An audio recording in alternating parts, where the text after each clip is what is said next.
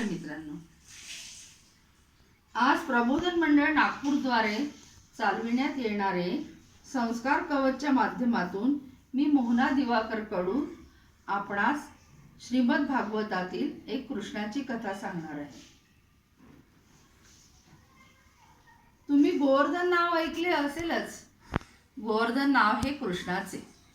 याआधी मी तुम्हाला कृष्णाच्या खोड्या सांगितल्या आणि आता मात्र मी कृष्णाची एक कथा सांगणार आहे।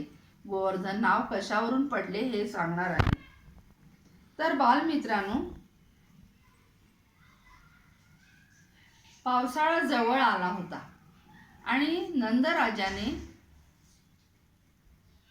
सगळ्या गावकऱ्यांची म्हणा किंवा यादव कुळातील सर्व लोकांची एक सभाच घेतली आणि त्याने सांगितले की इंद्राच्या स्वागताची तयारी करायची किंवा वरुण राजाच्या स्वागताची तयारी करायची आणि त्यासाठी आपण इंद्राची पूजा करूया आणि म्हणून सगळ्यांनी जय्यत तयारी करायचेच ठरविले। पण त्या सभेत श्रीकृष्ण होता। तो मध्येच बोलला की इंद्राची कशाला, आपण निसर्गाची पूजा करूया, झाडांची पूजा करूया। त्यासाठी आपल्याला गोवर्धन पर्वताकडे जावं लागेल। गोवर्धन पर्वताची पूजा करूया कारण तिथे फार झाडं आहेत। सर्वांनी त्याचे म्हणणे ऐकले आणि सर्वजण गोवर्धन पूजेची तयारी करू लागले। पण काय झाले की पावसाळा सुरू होणार होता, पण त्याआधीच जोरात वृष्टी सुरू झाली।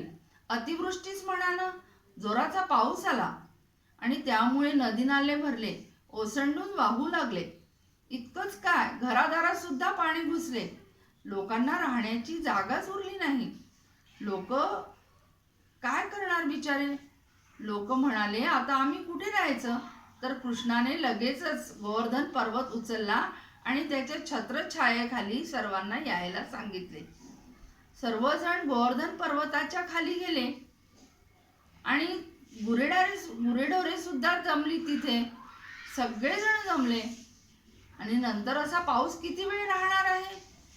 रात्री पाऊस ओसरला, मग सगळे आपापल्या घरात गेले आणि गुरेढोरे सुद्धा गेले। पण काय झाले की इंद्राला तर खूप गर्व झाला होता की मीच सर्वश्रेष्ठ राजा आहे।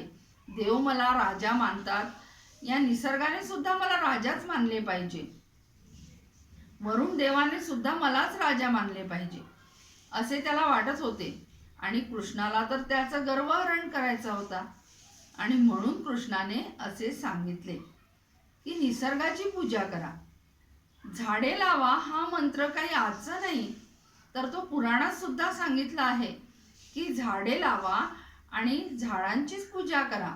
निसर्ग देवतेचा जर कोप झाला तर पुन्हा पाऊस पडणार नाही, म्हणून तुम्ही झाडे लावा हा मंत्र कृष्णाने दिला आणि तोच मंत्र आपल्याला स्वीकारायचा आहे। तर नमस्कार बालमित्रांनो, पुन्हा पुढच्या महिन्यात भेटूया। तोपर्यंत पुन्हा नवी गोष्ट घेऊन येऊया। तोपर्यंत जय हिंद बालमित्रांनो।